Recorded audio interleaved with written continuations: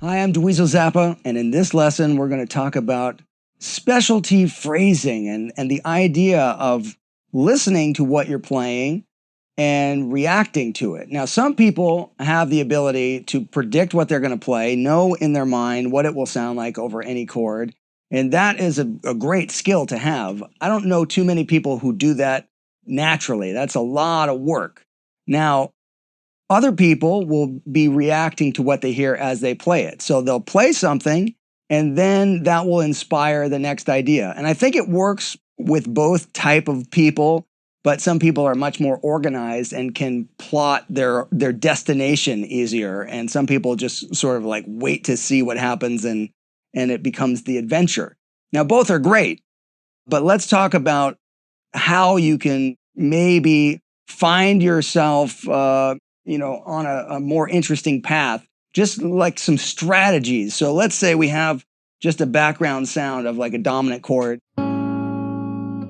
There. So we have like this background sound of like a dominant 7 chord, right? So you can pretty much get away with a lot of things on that kind of a chord. But let's talk about a simple strategy first, where if you are in one position, right here. So let's say this is your home base.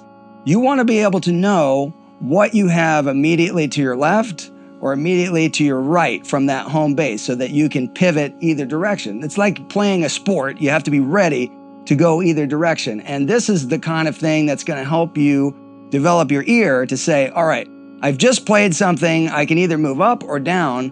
I don't want to always play the same thing. I don't want to always just rely on a pattern. But I want to be able to know what's available to me immediately.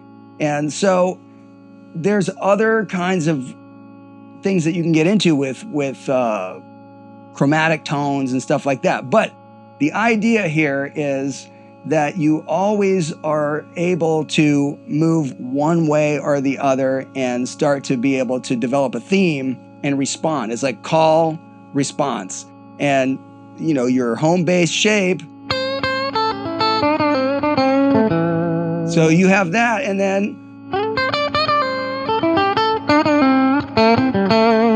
right? So you see I'm moving from a position to another position. I'm giving some real simple examples here, and then you say, all right, here I am. I'm in the bottom of this box. Now, where are some other things that I can go?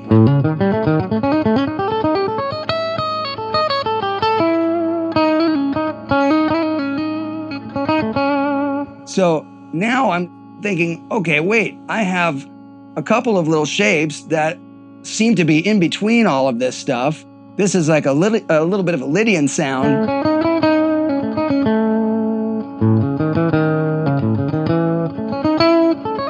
I have 3 of those in 3 octaves.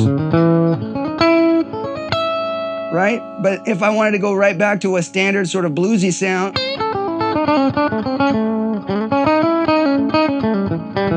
I can mix that up. I can even do this kind of sound, which is something I talked about once before.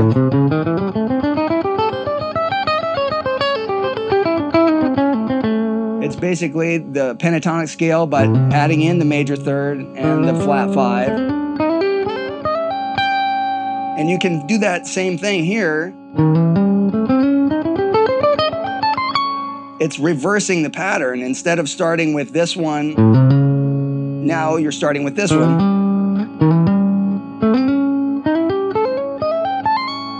So you can get up and down the neck with these things. But the real goal here is to be able to move around the neck in this kind of direction and always have an idea of who's on either side.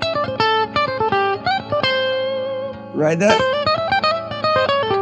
These are like the in-between those things.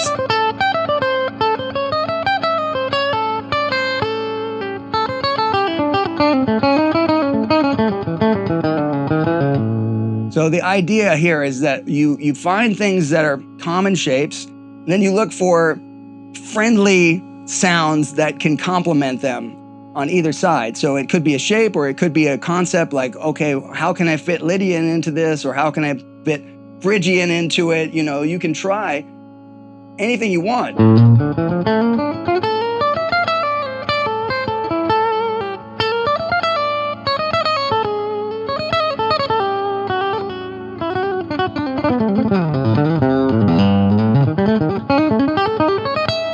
So these are the things that I'm always messing with to see, like, well, what can I get away with? What sounds interesting that's not the common sound? And that's how I develop some of the ideas, is to practice them with that idea that I'm taking one shape as my home base, and then I'm just kind of moving from left to right and pivoting around.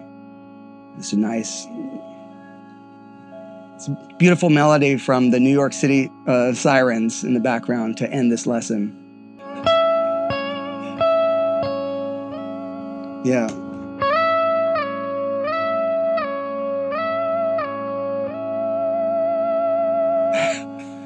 Nice.